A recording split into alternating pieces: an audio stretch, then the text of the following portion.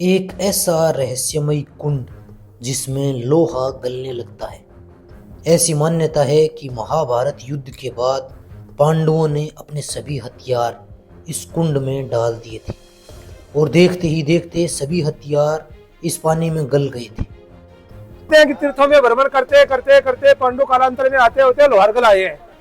यहाँ आकर के स्नान किया, अपने हथियारों को स्नान करवाया तो देखते क्या है कि अर्जुन का जो गांडीव था, भीम की गदा थी, वो पानी में छिन-भिन होने लगे।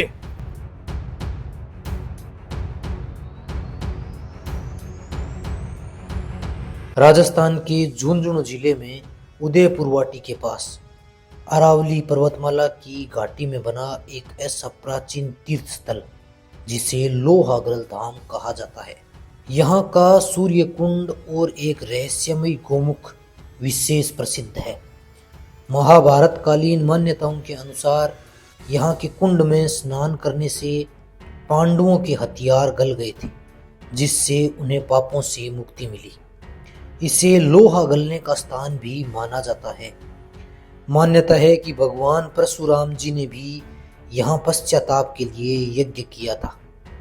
यहाँ का पवित्र जल कुंड, जिसे सूर्य कुंड के नाम से भी जाना जाता है, यहाँ साल भर गोमुख से जल आता रहता है। तो आइए आज आपको लेकर चलता हूँ सीकर से 25 किलोमीटर दूर उस स्थान पर जहाँ आज भी पांडवों की गुफा और वो पवित्र कुंड स्थित है। राधे राधे, जय श्री कृष्णा। दोस्तों, मैं डीपी पारिक आप सभी का एक बार फिर से स्वागत करता हूं। आज मैं आ गया हूं राजस्थान के झुंझुनू जिले से 70 किलोमीटर दूर नवलगढ़ तहसील के इस लोहागल धाम में। उदयपुर वाटी कस्बे से मात्र 10 किलोमीटर की दूरी पर माल केतु पहाड़ियों के बीच में बना हुआ है लोहागल जी का ये धाम। आज के इस वीडियो में मैं आपको लोहागल जी धाम के संपूर्ण दर्शन करवाऊंगा और साथ ही यहाँ के इतिहास और यहाँ की कहानी से आप सभी को परिचित करवाने वाला हूं। तो चलिए इस वीडियो में संपूर्ण दर्शन करते हैं। तो शुरू करते हैं श्री लोहागल जी धाम की ये पावन सी यात्रा।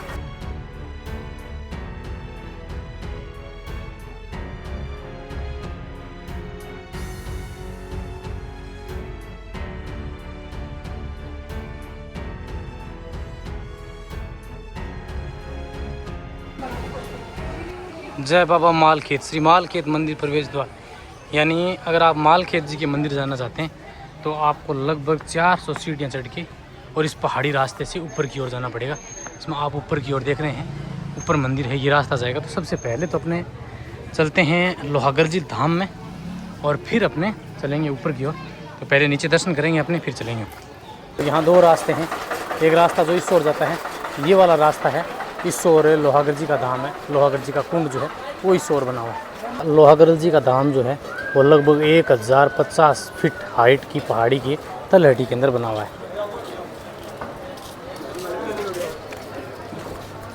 ये वाला सामने का स्थान है। साथियों, इसमें मुख्य मंदिर के अलावा दर्जनों मंदिर जो हैं वो यहाँ लोहागल जी धाम में बने हुए हैं, जिसमें मुख्य मंदिर वराह मंदिर है और सूर्य भगवान का टेम्पल है। इसके अलावा कई और भी टेम्पल हैं, उन सभी में अपने दर्शन करेंगे। ये वाला रास्ता है। अब बिल्कुल मंदिर के नीचे की ओर से रास्ते से जाएंगे आगे की ओर। साथियों, ये लोहागल जी का मुख्य कुंड और मुख्य धाम है। बिल्कुल बीचों बीच यहाँ कुंड बना हुआ है और ऊपर की ओर बिल्कुल लगभग 1050 फीट की खड़ी चट्टान है। खड़ी पहाड़ी के बिल्कुल नीचे की ओर ये कुंड बना हुआ है, जिसे सूर्य कुंड कहा जाता है। कहते हैं कि इसमें सालों से लगातार अविरल पानी आ रहा है। हिंदू धर्म में इसे एक पवित्र तीर्थ माना गया है। महाभारत युद्ध की समाप्ति के बाद में पांडव जो हैं वो अपने प्रियजनों, अपने भाइयों की हत्या के कारण परेशान हो गए। तो भगवान श्री कृष्ण ने कहा कि आप किसी ऐसी जगह, ऐसे कुंड में स्नान कीजिए जहां आपके हथियार गल जाएं। कहते हैं कि भगवान श्री कृष्ण के कहने पर पांडवों ने भारत में कई स्थानों पर दर्शन किए, कई स्थानों पर स्नान किए और अंत में वो घूमते घूमते इस स्थान पर राजस्थान के झुंझुनू जिले के नवलगढ़ तहसील के उदयपुर वाटी से 10 किलोमीटर दूर पहाड़ों के बीच इस तलहटी में बने हुए इस सूर्य मंदिर लोहागल जी में आए। और इसी लोहागल जी में जब उन्होंने स्नान किया तो कहते हैं कि उनके लोहे के बने हुए अस्त्र जो हैं, शस्त्र जो हैं, वो गल गए, इसीलिए इसको लोहागर जी के नाम से जाना गया। कि कालांतर में पांडवों ने अपने गोत्र हत्या की है, तो उनके हथियार आदि थे वो कोई काम के नहीं थे। भगवान से बोले कि भगवान अब क्या करें, इनका सबका नाश कर दिया, अपने प्रियजनों का, दोहितों का, गुरु का, पिता ताऊ का, भाई का, सबका वध कर दिया। सेनापति जो भी है, पुत्र पौत्र सबका भी वध कर दिया। तो अब हथियार भगवान हमारे क्या काम का, हमारा यह पाप बोझ है वो कैसे हल्का हो, प्रायश्चित करें तो कैसे करें, क्या करें इनका। तो भगवान कृष्ण ने बताया, कृष्ण रूप थे उस टाइम पे, उनके सखा थे, अर्जुन के मित्र थे, अर्जुन के कृष्ण भगवान। तो उन्हें बताया भाई आप हथियार लेकर के जाओ, सभी तीर्थों में स्नान करो। भारत भूमि में, भरतखंड में कितने भी तीर्थ हैं, आप उसमें जाकर के स्नान करो और अपने हथियारों को भी स्नान कराओ। जहां आपके हथियार अगर गल जाए, हल्का होने लगे, तो आप अपने विश्वास में ले लेना कि भाई यहाँ अपने पाप मुक्त हो जाएंगे। तो बोलते हैं कि तीर्थों में भ्रमण करते करते करते पांडु कालांतर में आते होते लोहारगल आए हैं। यहाँ आकर के स्नान किया, अपने हथियारों को स्नान करवाया। तो देखते क्या है कि अर्जुन का जो गांडीव था, भीम की गदा थी, वो पानी में छिन-भिन होने लगे। कुछ समय पानी में रखने से अगर वो कुछ झिन-भिन होने लगे, उनको बड़ा विश्वास हुआ कि ये जल बड़ा पवित्र है, यहीं रुकेंगे, यहीं विश्राम करेंगे, भजन संध्या तर्पण करेंगे, और यहीं पर रह करके उन्होंने स्नान किया। पहाड़ी के नीचे यही है भीम कुंड। पांडव जो हैं वो ऐसा माना जाता है कि इस स्थान पर 2 बार आए थे। ये भीम कुंड है, पहाड़ी के पीछे की ओर बना हुआ है, ये रास्ता पीछे की ओर आता है, और इन्हीं पहाड़ियों के बीच में बनी हुई है गुफा, जिसे भीम गुफा कहते हैं। ऐसा माना जाता है कि पांडव अज्ञातवास के समय यहाँ आए थे, उन्होंने गुफा के अंदर विश्राम किया था और भीम ने अपनी गदा के प्रहार से इस कुंड को बनाया था, इसीलिए इसे भीम कुंड के नाम से जाना जाता है। यहाँ पानी कभी नहीं सूखता है, हालांकि अब तो ये काफ़ी गंदा दिखाई देगा। और इस ओर सामने की ओर गुफा है, तो मैं आपको उस ओर लेके चलता हूँ। यहाँ एक प्राचीन यहाँ मंदिर भी बना हुआ है श्री सिद्धि विनायक जी का। जी हाँ, इसमें भी आप दर्शन कर सकते हैं।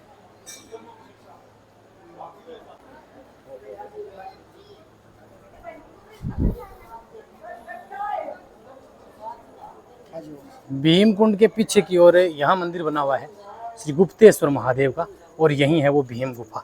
यहाँ इस कुंड की गहराई भी आप देखेंगे तो लगभग 20 फीट से अधिक है, और यहाँ से ऊपर की ओर पहाड़ी है। और अब आप देखेंगे तो धीरे धीरे अब यहाँ बरसात शुरू हो गई है एक बार फिर से। तो अब आप देखेंगे तो ये वाला पानी जो है वो इसी गुफा से, कुंड से होता हुआ पीछे की हो जाता है। बिल्कुल सुरंगनुमा एक रास्ता है, जहाँ आप ये देखेंगे तो ये बना हुआ है गुप्तेश्वर महादेव का मंदिर। और पूरे इस शिला के ऊपर आप देखेंगे तो भक्तों ने सिक्के जो हैं वो यहाँ चिपकाए, क्योंकि सिक्कों की यहाँ खास मान्यता है। गुप्तेश्वर महादेव भीम गुफा जो है वो यहाँ से ऊपर की ओर है। जी हाँ, ये है भीम गुफा। बिल्कुल आप इन पहाड़ियों के बीचों बीच देखेंगे तो आपको ये गुफानुमा रास्ता जो है वो दिखाई देगा, और इसी को कहा जाता है भीम गुफा। इस कुंड की कहानी जो है वो भगवान परशुराम जी से भी जुड़ी हुई है।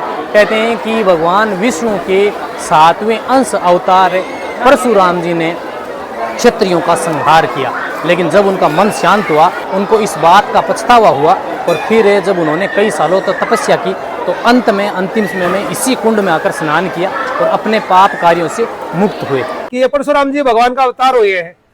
तो क्षत्रियों के मार मर्दन के लिए, जो क्षत्रिय घमंड करता था, अत्याचार करता था, ब्राह्मणों की, गोटकीर साधुओं की हत्या करता था, तो परशुराम जी भगवान ने उसका जन्म लिया है। परशुराम जी का जन्म होकर के सहस्त्रबाहु, उसका आशीर्वाद लगा हुआ था, 1000 भुजाएं थी सहस्त्रबाहु। तो सहस्त्रबाहु का वध किया है परशुराम जी ने। फिर भी उनको दोष लगा है, परशुराम जी को भी हत्या का दोष तो लगेगा, ब्राह्मण थे, कुल से ब्राह्मण, तो कुल का हत्या का दोष लगा। तो वो भी पूछते हैं, पिताजी से पूछते हैं कि भाई मेरी हत्या का दोष कैसे दूर हो, मैं क्या करूं अब। तो बोलते हैं भाई आप कोई जगह कर तप करो, हवन आदि करो, और अपने जो हथियार है तो उसमें विलीन कर दो अग्नि में। तो बोलते हैं परशुराम जी लोहागढ़ आए हैं, यहाँ सोने की एक वेदी बनाई है, तो सूर्य कुंड बना हुआ है। बोलते हैं यहाँ सोने की वेदी बनाई है, एक तरफ सूर्य भगवान का आह्वान किया है सपत्निक, पूर्व दिशा में सपत्निक आह्वान सूर्य भगवान का, पश्चिम दिशा में आह्वान किया शिव जी का। तो आज भी पश्चिम दिशा में शिव जी है और पूर्व दिशा में सूर्य नारायण है, सपत्नी के साथ में, पत्नी के साथ में आह्वान किया है, सपत्निक मंदिर है। परशुराम जी ने वेदी में हवन किया है, प्रायश्चित दोष दूर किया है, पूर्णाहुति होने के बाद अग्नि को ठंडा किया है। तो अग्नि को ठंडा किया, ईशान कोण में पानी रहता है, शिव जी का वास ईशान कोण में है, ईशान कोण में पानी रहता है। लेकिन परशुराम जी ने अग्नि कोने से पानी निकाला है। अग्नि कोने से पानी निकाल करके सोने की वेदी को ठंडा किया है। कालांतर में सोने की वेदी है, आगे जाकर के कुंड का निर्माण हुआ है। सूर्य कुंड से पीछे की ओर आ गया हूं मैं लोहागरल जी धाम से। तो ये वाला रास्ता जो पहाड़ी की आप देख रहे हैं ऊपर की ओर, जहां आपको बिल्कुल शिखर के ऊपर एक मंदिर दिखाई देगा, ये है बरखंडी धाम। जी हाँ, लगभग आपको यहाँ से 2000 फीट हाइट के ऊपर इन पत्थरों की टूटी फूटी सीढ़ियों से जाना पड़ेगा। ये सीढ़ियाँ यहाँ तक समाप्त हैं और फिर इन्हीं टूटी फूटी सीढ़ियों से आपको ऊपर की ओर जाना पड़ेगा, जहाँ बिल्कुल टॉप के ऊपर बना हुआ है बरखंडी धाम, जो कि पूरे इस सीकर जिले का सबसे ऊंचा पॉइंट है।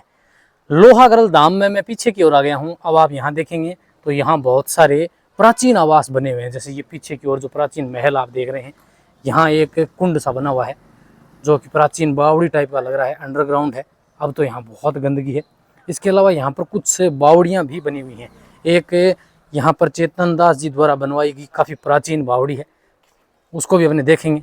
और इस ओर आप देखिए ये पूरा महलों का है और इसी रास्ते से आगे की ओर बना हुआ है लोहागरल जी का धाम।